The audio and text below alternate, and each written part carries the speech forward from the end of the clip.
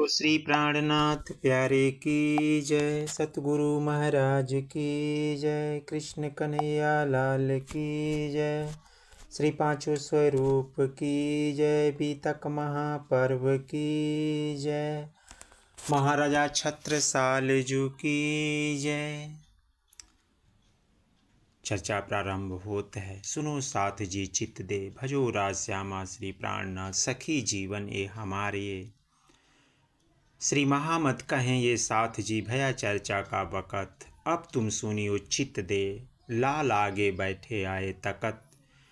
प्यारी धाम की लाडलियाँ सखियों, आप मेरा प्रणाम स्वीकार करें और सोई घड़ी सोई पल को ध्यान में रखते हुए प्रतिदिन की तरह आज भी सबसे पहले महामती प्राणनाथ जी के साथ स्वामी लालदास जी महाराज को भी वंदना करते हैं तथा उनको श्रद्धा सुमन अर्पण करते हुए बीतक साहब की चर्चा हम शुरुआत करते हैं। आज 26वां दिवस है प्यारे सुंदर साथ जी। कल हम सभी ने जाना कि दिल्ली में किस तरह औरंगजेब के पास चिट्ठी पहुंचाया जाए और उसको जागनी कराया जाए, जबकि औरंगजेब के हृदय धाम में सकुमार नामक वह सखी विद्यमान है, क्योंकि इस संसार में सबसे अगुवान सखी शाकुंडल और शाकुमार आई हुई हैं। तो शाकुंडल तो महाराजा छत्रसाल जी की जीवनी आप जानेंगे, और शाकुमार में औरंगजेब के अंतःकरण में वह रूह है। उसी को जगाने के लिए सभी सुंदर साथ और सभी तरह के मोमिन अपना पूरा पावर लगा दिए हैं। लेकिन वह जो समय था, वह समय आप याद करें कि ज़बरदस्ती इतना क्रूर शासक था कि वह हिंदू को ज़बरदस्ती ही मुसलमान बनाता था। अगर जो नहीं मानता था तो उनके बाल बच्चे को हवा में फेंक करके नीचे भाला लगा दिया जाता था। वह स्थिति आप याद कीजिए कि उनके मम्मी पापा डर के वजह से अपने बच्चे को बचाने के लिए वह मुसलमान धर्म कबूल कर लेते थे। बहुत ही क्रूर शासक था। आप महाराजा छत्रसाल की जब जीवनी पर मैं जब आऊँगा परसों के डेट में, तो सुनिएगा कि औरंगजेब कितना क्रूर था। और ऐसी क्रूर के अंतःकरण में उस धाम की मोमिन सकुमार आई हुई है। उसको महाराजा ये प्राणनाथ जी किस तरह अपने मोमिनों को आग्रह करके जगाने का प्रयास कर रहे हैं, क्योंकि आप सुने होंगे कि राजा जो पूरी प्रजा का जो मालिक होता है वह सबका संरक्षण करता है, लेकिन यह एक धर्म को निरूपित करके संरक्षण कर रहा है और अन्य हिंदुओं पर बड़ा क्रूर शासक कर रहा है। इसलिए जब प्राणनाथ जी को पता चल गया कि इसके अंतःकरण में सकुमार है, तो देखिए कितने कष्ट और दुख को झेलने का प्रयास कर रहे हैं। और उस तरह उस समय सारे जगह उर्दू फारसी का भाषा चलता था, हिंदी का कोई अस्तित्व नहीं था। उस स्थिति में जैसे दुनिया के लोग कहते भी हैं कि ये पंचम स्वरूप ज़्यादा उर्दू फारसी में भाषा में इसका रूपांतरित किया गया है। तो प्यारे सुंदर साथ जी, ये कमी उस समय का है कि उसको जागृत करने के लिए ख़ास तौर से बाणियाँ उसी भाषा में उतरी, क्योंकि वह समाज उस समय अधिकांश मुसलमान ही था। ये प्राणनाथ जी की कमी नहीं है। अगर आपके पास वह क्षमता है तो उसको निरूपित करके हिंदी में अच्छी तरह से आप ट्रांसफ़र कर सकते हैं और जागनी कर सकते हैं। तो बहुत से लोग कहते हैं कि अरे भैया ये तो प्रणामी मुसलमानी संप्रदाय है। अरे भैया, शरीर छूटने के बाद से कोई संप्रदाय नहीं रहता, न कोई भाषा रहती है, केवल प्रेम की भाषा रहती है। और हम सभी उसी अखंड परम धाम से आई हुई हैं, इसमें कहीं परिवर्तन नहीं है, अपनी अपनी समझ की बात है। इधर ये हिंदी भाषा में कुछ भी सुनने को वो औरंगजेब तैयार नहीं है। श्री प्राणनाथ जी ने लालदास जी तथा गोवर्धन भट्ट जी से कहा, तुम दोनों शेख सुलेमान से जाकर बातचीत करो। ये दोनों शेख सुलेमान के पास गए और सारी बातें की, लेकिन उसके मन में खोट था। इस तरह तरह के बहाने बनाता और कभी कहता कि आप लोग धोती पहनते हैं, बादशाह इस तरह के हिंदू भेष धारण करने वालों से बात ही नहीं करते। कभी कहता कि आज मिलाऊंगा, कभी कहता कल मिलाऊंगा। इस तरह टाल मटोल की नीति अपनाते हुए उसने 2 माह बेकार करवा दिया। जब यह स्पष्ट हो गया कि शेख सुलेमान औरंगजेब से मिलवाना ही नहीं चाहता, तो सुंदर साथ सहित श्री प्राणनाथ जी ने लाल दरवाज़ा छोड़कर सराय रोहिल्ला खान मोहल्ले में आ गए। वहाँ सर्वसम्मत से यह निर्णय लिया गया कि कुरान की वास्तविकता को फारसी भाषा में लिखा जाए। औरंगजेब बादशाह के पीर गुरु का नाम था शेख निजाम। सुंदर साथ कई दिनों तक उसके यहाँ गए, लेकिन न तो उसमें उच्च आध्यात्मिक भावना थी और न उसमें एक कार्य में कोई रुचि ही ली। चांदनी चौक से सूरत का एक सौदागर रहा करता था। वह एक दिन श्री प्राणनाथ जी का दर्शन करने आया। दर्शन के उपरांत उसने बताया कि उसके पास दज्जालनामा नामक एक ग्रंथ है। उसे लेने के लिए लालदास जी प्रतिदिन एक बार उसके निवास पर जाते। वह इधर उधर की बातें करता तथा कल देंगे का वादा करके टाल मटोल कर देता था। आखिरकार उसने देने से स्पष्ट मना ही कर दिया, लेकिन उसने तफसीर ए हुसैनी का जिक्र किया। लालदास जी ने पूछा कि उसमें क्या वर्णन है। उस व्यापारी ने उत्तर दिया कि कुरान का फारसी भाषा में अनुवाद है। जब यह बात लालदास जी ने प्राणनाथ जी को बतलाई तो प्राणनाथ जी का आदेश हुआ, लालदास जी जैसे भी हो उस तफसीर ए हुसैनी को लेकर आओ।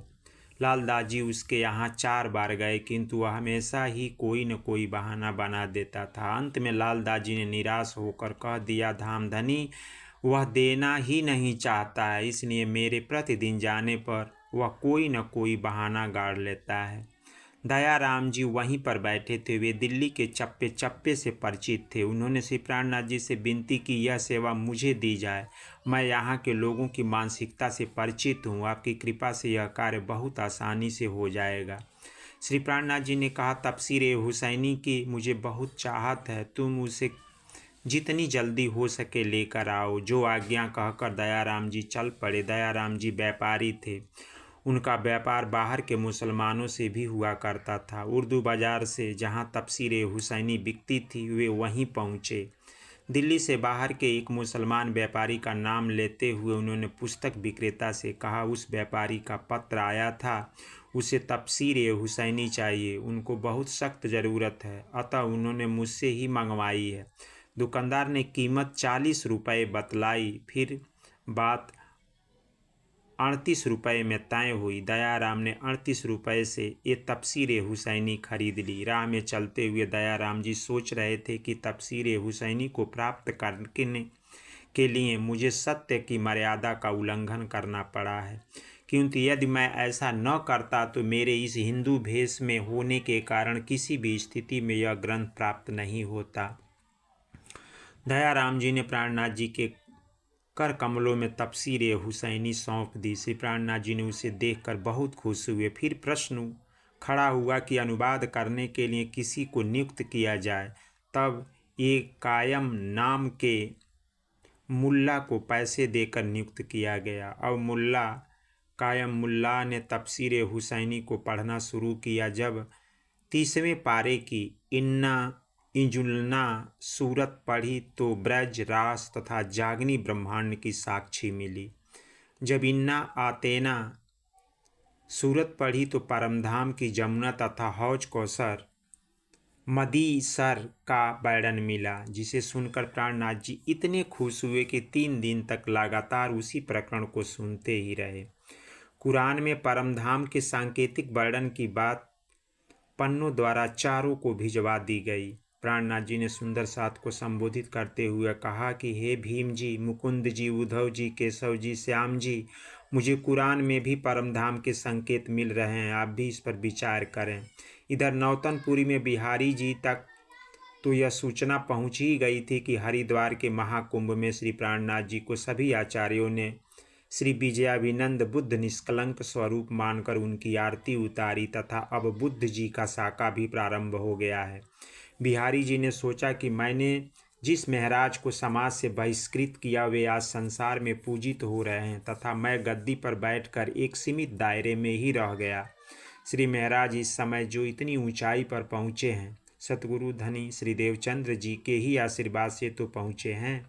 मैं उनकी गादी पर बैठा हूँ, लेकिन वे मेरा हुक्म न मानकर स्वयं को ही बड़ा बताते जा रहे हैं। ऐसा कब तक चलेगा? यह बात उनके दिमाग में आते ही बिहारी जी महाराज गादी से उठ खड़े हुए और तलमलाते हुए बोले, अब मेरी समझ में आ गया है कि मुझे गादी पर बैठाकर केवल नाम मात्र का ही धामधनी बनाया गया है। तुम सबकी श्रद्धा तो महराज पर है, फिर मेरे यहाँ रहने से क्या लाभ? यह कहकर वे तेज कदमों से चल पड़े। नाग जी और संग जी के अतिरिक्त कुछ अन्य सुंदर साथ भी वहाँ थे। सभी सुंदर साथ बिहारी जी को मनाने के लिए उनके पीछे पीछे भागे।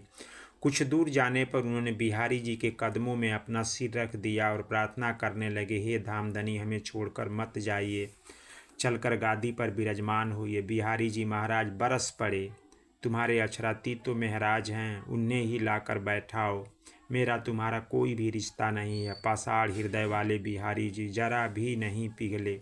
तब नाग जी और संग जी ने उनके पांव पकड़कर कहा, हे धामधनी, ये बातें भूल बस हमने कह दी थी, हमें क्षमा कर दीजिए। आपके सिवाय भला दूसरा अक्षरातीत कौन हो सकता है? आप गादी पर विराजमान हैं, दूसरे सतगुरु महाराज के सुपुत्र भी हैं, भला आपके सामने महराज कहाँ ठहरेंगे? सबकी बातों को अनसुना करते हुए बिहारी जी आगे चलते गए और नव देहरी में जाकर रुक गए। स्वामी लालदास जी ने बीतक में उठ भाग मेहतर बिहारी जी को संबोधित करके लिखा है। बिहारी जी ने 3 दिन तक वहीं रहे। सारा सुंदर साथ उनके इस व्यवहार से बहुत ही दुखी था। सबने कातर स्वर में 3 दिनों तक उनसे प्रार्थना की। नाग जी और संग जी ने पुनः उनके पास पत्र लिखा कि हमारे पूर्व पत्रों का ध्यान न देकर इस पत्र को भी प्रामाणिक मानिए। श्री निजानंद स्वामी गादीपति बिहारी जी महाराज के ही अंदर विराजमान हैं। श्री प्राणनाथ जी ने ईमान लाने की कोई आवश्यकता नहीं है। बिहारी जी को समझाने सुंदर साथ गए, नहीं माने और कहा, मैं गादी पर नहीं बैठूंगा, अब चाकला मंदिर में बैठूंगा, जहां धनी देवचंद्र जी पहले विराजमान हुए थे। बैठे बिहारी जी चाकले। बिहारी जी फिर आजीवन वहीं विराजमान रहे। इसलिए बिहारी जी की गादी परंपरा आज भी चाकला मंदिर में चलती है और उनके वंशज आज भी चाकला मंदिर में हैं। इधर दिल्ली में भी सभी सुंदर साथ ने श्री प्राणनाथ जी से कहा, स्वामी जी, आपके द्वारा सारी सृष्टि की जागनी होनी है, अतः आप दिल्ली से बाहर रहें। बादशाह को संदेश देने का कार्य हम करेंगे, आप वहीं से हमें गाइड करते रहिएगा। ऐसा विचार कर श्री प्राणनाथ जी को अनूप शहर भेज दिया। तब दिल्ली में लालदास जी, शेख बदल, निर्मल दास जी, काजी भाई ने मिलकर औरंगजेब के 5 प्रमुख व्यक्ति के लिए 5 चिट्ठी तैयार की। 5 प्रमुख व्यक्तियों में एक शेख इस्लाम जो बादशाह का काजी था उसके पास, दूसरा रजवी खान जी बादशाह का न्यायाधीश था उसके पास, तीसरा शेख निजाम जो बादशाह का प्रधान उस्ताद था, और चौथा अंकिल खान जो दिल्ली का अमीर था, और 5वां चिट्ठी सिद्दी फौलाद को जो दिल्ली का कोतवाल था। ये 5 औरंगजेब के निकट सहयोगी थे। इन पर चिट्ठी में लिखा था, हे बादशाह के नज़दीक रहने वाले काजियों और अमीरों, विचार करो कि इमाम मेहदी का आगमन हो चुका है। फरदा रोज़ क़यामत, ये बात जो कुरान में लिखी है वह घड़ी आ पहुँची है, इसलिए जल्द इमाम की पनाह में आओ। कुरान हदीसों की साक्षी देकर क़यामत के 7 निशानों के प्रकट होने की बात की गई थी। पहला, क़यामत के जो 7 निशानी हैं, बड़ा ध्यान से सुनिएगा प्यारे सुंदर साथ जी। पहला, आजुज माजुज का प्रकट होना। दूसरा, काने दज्जाल का गधे पर सवार होना। तीसरा, कब्र से मुर्दे उठना। चौथा, दावा तुल अर्ज पैदा होना। 5वां, मगरब से सूर्य उदय होना। और 6वां, ईसा और इमाम जाहिर होना। और 7वां, इसराफिल द्वारा सूर फूंका जाना। ये 7 निशानी आज भी पूरे इस वर्ल्ड के लोग, मुसलमान भैया लोग आज भी खोज रहे हैं कि जब ऐसा समय आएगा तब वह इमाम मेहदी आएंगे। लेकिन यह हो चुका है प्यारे सुंदर साथ जी। मैं आपको बता दूं एक एक करके। आजुज माजुज जाहिर होना मतलब उगा, सुर, मगरब, ये सारी जो निशानियां प्रकृति के नियम के विरुद्ध, ऐसा कोई जानवर नहीं पैदा होगा जिसकी आंखें सूअर की हो, कान हाथी के हो, छाती शेर का हो, पीठ गीदड़ की हो तथा सिर पर पहाड़ी बैल के सींग हो। वास्तव में तो मनुष्य की प्रवृत्ति में पशुओं के लक्षणों का आ जाना ही दावतुल्य अर्ज जानवर का प्रकट होना है। सूअर की तरह कुदृष्टि, हाथी की तरह बुरी बातों को सुनना, शेर की भांति कठोर हृदय वाला होना, गीदड़ की तरह धर्म से दूर रहना तथा पहाड़ी बैल की तरह झगड़ते रहना ही दावतुल अर्ज जानवर के प्रकट होने की निशानी है। तो ये पहली निशानी है। दूसरी निशानी सूर्य का पश्चिम मगरब में उगना। सूर्य तो पूर्व से ही उगता है, कभी भी पश्चिम में नहीं, किंतु परमधाम के ज्ञान का सूर्य सबसे पहले अरब में उगा, इसीलिए यह पश्चिम में उगने की बात कही गई है। उसके विपरीत अर्थात भारतवर्ष में हिंदू तन में पर ब्रह्म की शक्ति का प्रकट होकर परमधाम का ज्ञान देना यह सिद्ध करता है कि अब सूर्य पश्चिम भारत में उगा हुआ है। मुसलमानों के लिए अंधेरा होने का तात्पर्य यह है कि हिंदू तन में प्रकट होने वाले पर ब्रह्म इमाम मेहदी को मुसलमान नहीं पहचान पाएंगे तथा इन पर ईमान भी नहीं लाएंगे। तीसरा निशानी काने दज्जाल का गधे पर सवार होना। कहा जाता है कि दज्जाल का गधा इतना बड़ा है कि सातों समुद्र का जल उसकी जांघों के ही बराबर आता है। यदि इतने बड़े गधे पर बैठा हुआ दज्जाल गिर पड़े तो दुनिया का क्या हाल होगा। वास्तव में मोह सागर महाशून्य ही गधा है जिस पर विराजमान अजाजिल है। जीव सृष्टि के दिलों पर इब्लिस की हुकूमत है। इनकी केवल बाहर की आंखें ही खुली है, आत्मदृष्टि न होने के कारण इसे काना कहा गया है। इमाम मेहदी प्राणनाथ जी के प्रकट हो जाने पर भी आत्मिक सृष्टि दृष्टि न होने से कुन की पैदाइश वाले संसारी जीव उनकी पहचान नहीं कर सकेंगे। चौथा निशानी आजुज माजुज का प्रकट होना। भला नूह पैगंबर के पोते और याफिस के बेटे मनुष्य के नश्वर तन को क्या खाएगा। मनुष्य की उम्र 4 लाख श्वासों वाली कही गई है, इसी को 4 लाख कौमें कहा गया है। इनकी 3 फौजें हैं, प्रातः दोपहर और सायंकाल। आजुज कहा गया है दिन को तथा माजुज कहा गया है रात को। आजुज को 100 गज इसलिए कहते हैं कि दिन में मनुष्य की इच्छाएं 100 तरफ भागती है। माजुज को 1 गज का इसलिए कहते हैं क्योंकि रात्रि के सोते समय मनुष्य की प्रवृत्ति एक तरफ ही रहती है। अष्टधातुओं का बना हुआ यह शरीर है जिसकी उम्र को दीवार कहा गया है। इसे ही दिन रात मिलकर चाट कर समाप्त कर देते हैं। इन भांत की हकीकत ए होए एक दिन इस्लाम, इन सेती काफर फिरे रब्बे रब्बानी कलाम। और 11वीं सदी में क़यामत का सही समय निश्चित होता है क्योंकि कुरान में कल को क़यामत होना लिखा है। दुनिया के 1000 साल खुदा के एक दिन के बराबर है तथा दुनिया के 100 साल खुदा की एक रात्रि के बराबर है। जो कुरान के इन वचनों को स्वीकार नहीं करेगा वह काफिर है और कजा के दिन उसे दोजक की अग्नि में जलना पड़ेगा। हमने पैगाम पहुंचाने का अपना कर्तव्य पूरा कर दिया। पत्र में सैयद मोहम्मद इन इस्लाम नाम से हस्ताक्षर भी थे। इस नाम का अर्थ होता है इस्लाम का प्रवर्तक। और इस तरह 5 पत्री को कानजी भाई के माध्यम से 5 विशिष्ट व्यक्तियों के पास पहुंचाया गया। कानजी भाई सबसे पहले बड़े काजी शेख इस्लाम के पास पहुँचे। इस पत्रों को भेजने वाला फ़कीर कहाँ है तथा तुम कौन हो? हजूर, मैं तो अपना पेट भरने के लिए पैसा लेता हूँ, जो भी मुझे धन देता है मैं उसका काम कर देता हूँ। मुझे उस फ़कीर के बारे में कुछ भी जानकारी नहीं है, बस वह पहाड़ पर थोड़ी देर के लिए मिला था, उसके बाद वह लुप्त हो गया। मुझे नहीं मालूम कि वह अस्थायी रूप से कहाँ रहता है। क्या इस तरह का पत्र केवल मेरे ही लिए है, औरों के लिए भी नहीं? 4 अभी और है। शेख निज़ाम, आकिल खान, रिजवी खान और सिद्दीकी फौलाद के नाम से पत्र है।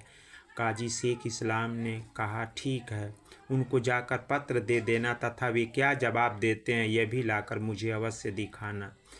कानजी भाई वहाँ से चलकर धर्मगुरु शेख निज़ाम को पत्र दिया। शेख निज़ाम ने भी वही पूछा, क़यामत का प्रसंग लिखकर तुम्हें मेरे पास किसने भेजा है? जी साहब, सैयद मोहम्मद इन इस्लाम नामक एक फ़कीर ने यह पत्र भेजा है। वह पहाड़ पर एक एकांत स्थान में रहता है। क्या इस प्रकार के पत्र और किसी के भी पास नाम से है या केवल मेरे लिए ही यह पत्र है? 5 व्यक्तियों के नाम से यही पत्र है। काजी शेख इस्लाम साहिब को देकर आ ही रहा हूँ। इसके अतिरिक्त अकील खान, रिजवी खान और सिद्दीकी फौलाद के नाम से भी पत्र है। अब मैं उनके यहाँ ही देने को ठीक उसके पास जल्दी से जा रहा हूँ, फिर हम सभी मिलकर उसका उत्तर देंगे। कांजी भाई सबको तामील देने वाले अकील खान के यहाँ गए। अकील खान को अपनी अक्ल का बहुत गुमान था। अकील खान ने पत्र लेने से इनकार कर दिया। कांजी भाई ने पूछा, क्यों हजूर, आप पत्र ले लीजिए, यह तो मेरी रोजी रोटी का सवाल है। अकील खान ने कहा, जब इस नलुए पर मेरा नाम ही नहीं है तो मैं क्यों लूँ। कांजी भाई निराश भरे शब्दों में, हजूर ले लीजिए, भूल हो गई। अकील खान को इस जहान में कोई भी धोखा नहीं दे सकता। मैं तुम्हारे जाल में फंसने वाला नहीं हूँ। मैं काजी शेख इस्लाम और धर्म गुरु शेख निजाम को देकर आ रहा हूँ। उन्होंने तो ले लिया, आप भी ले लीजिए। अकील खान, मैं किसी की भी देखा देखी नहीं करता। जब इस पर मेरा नाम ही नहीं है तो मैं लेने का प्रश्न ही नहीं है हजूर। यदि नहीं लेना है तो एक बार पढ़ ही लीजिए। तुम मुझे सिखापन देने की हिमाकत क्यों कर रहे हो? मेरे पास इन फालतू कर्मों के लिए समय नहीं है। तुम मेहरबानी करके यहाँ से चले जाओ। अब कांजी भाई के पास वहाँ से चले जाने के सिवाय कोई चारा नहीं था। गया रजवी के खान, नलुआ दिया हाथ, उसे खबर पूछी तिनकी, केते नलुए तेरे साथ। रिजवी खान औरंगजेब के दीवान और प्रमुख सलाहकार थे। कांजी भाई ने उन्हें भी पत्र दे दिया। रिजवी खान ने भी पूछा, तुम अभी तक कितने को ये नलुआ देकर आए हो और अभी तुम्हारे पास कितने नलुआ हैं? बादशाह के प्रमुख कांजी, न्यायाधीश, प्रमुख उस्ताद, प्रमुख अमीर और कोतवाल के पास चिट्ठी के जवाब लिए चक्कर काटे रहे पर कोई जवाब नहीं मिला। प्राणनाथ जी सुंदर साथ के बुलंद हौसले को देखकर दिल्ली चले आते हैं। दिल्ली आते समय रास्ते में एक सुंदरी नामक सन्यासिनी रेत में प्रकट होकर स्वामी जी के दर्शन करके अदृश्य हो जाती है। इस प्रकार की अनेक चमत्कारिक घटनाएं घटित होना प्रारंभ हो गई। दरअसल सुंदरी नामक सन्यासिनी एक यक्षिणी थी। राज जी के दर्शन पाकर उसका उद्धार हो गया और उस योनि से छुटकारा मिल गया। प्राणनाथ जी सुंदर साथ से एकांत में मिलकर आशीर्वाद देते हैं और राज जी का नाम लेते हुए निज नाम मंत्र जपते हुए आगे बढ़ने का हौसला देते हैं। सुंदर साथ कहते हैं, हम लोग निज नाम में अटल विश्वास रख दृढ़ संकल्प करते हुए धर्म के कार्य में आगे बढ़ेंगे। सभी सुंदर साथ में प्रतिज्ञा करते हैं कि किसी भी परिस्थिति में हम बादशाह के पास अवश्य जाएंगे, चाहे वो हमारा कत्ल क्यों न कर दे। स्वामी जी अनूप शहर लौट गए और सुंदर साथ ने शपथ ली और लालदास जी ने कहा कि मरने के लिए, मिटने के लिए, धर्म के लिए कुर्बान होने के लिए कौन कौन तैयार है? लालदास जी ने कहा, जो भी तैयार है अपना नाम नोट करवा दो। धीरे धीरे सुंदर साथ खिसकने लगी, जिसमें लालदास जी ठट्ठा नगर से, शेख बदल जी दिल्ली से, कायम मुल्ला जी दिल्ली से, भीम भाई सूरत से, सोम जी भाई खम्बात से, नाग जी भाई सूरत से, खिमाई भाई जी बुलदेन खंड से, दयाराम जी दिल्ली से, चिंतामणि ठट्ठा नगर से, चंचल जी दिल्ली से, गंगाराम जी दिल्ली से और बनारसी जी दिल्ली से। ऐसे करके ये 12 तैयार हो गए थे और 12 मोमिन धर्म युद्ध में अपना सर्वस्व न्यौछावर करने को तैयार हो गए। और उन्होंने कहा कि जो कदी मर डार ही, जो मरने का नहीं डर, हम जागे अपने धाम में, हमको नहीं फिकर। ऐसी प्रतिज्ञा महामती प्राणनाथ जी के 12 शिष्य ने ली। यहाँ विचार करेंगे प्यारे सुंदर साथ जी, यहाँ 12 ही शिष्य क्यों तैयार हो रहे हैं? सब परम धाम की लीला है, क्योंकि उस अखंड परम धाम में 12,000 का जो ब्रह्म सृष्टियों का गोल है, अब समझिए कि एक सखी यहाँ, इसीलिए 12 ही तैयार होने की, एक सखी के ऊपर 1000 गोल जगाने का पावर है। 11 हो जाते, 13 हो जाते, लेकिन नहीं, उस परम धाम की यादें बनी रहे, इसीलिए सारा परम धाम से कनेक्टिविटी है। इसीलिए यहाँ पर 12 सुंदर साथ अपने आप को तैयार हो जाते हैं कि चाहे कुछ भी हो, हम छत्रसाल को जगा कर ही रहेंगे। और हे साथ जी, आप अपने दिल में इस बात का जरा विचार कीजिए और मेरी इस बातों को अपने दिल में दृढ़तापूर्वक धारण कीजिए। जिसके हृदय में जो भी बात हो वह शांतिपूर्वक उसे अवश्य कहे, और जिससे कोई यह न कहे कि हमारी तो कोई सलाह ही नहीं ली गई। इसलिए मैं आपसे यह बात कह रहा हूँ कि आप अपने मन की बात कहिए और लीजिए। सिराज जी के आदेश से ही हम लोग इस जागनी के कार्य में लगे हैं। यह बात तो निश्चित है कि धामधनी कभी भी ब्रह्म सृष्टियों का बुरा नहीं कर सकते। सिराज जी के आदेश से हम लोग इस जागनी में कार्य में लगे हुए हैं। यह बात तो निश्चित है कि धामधनी कभी भी ब्रह्म सृष्टि का बुरा नहीं कर सकते।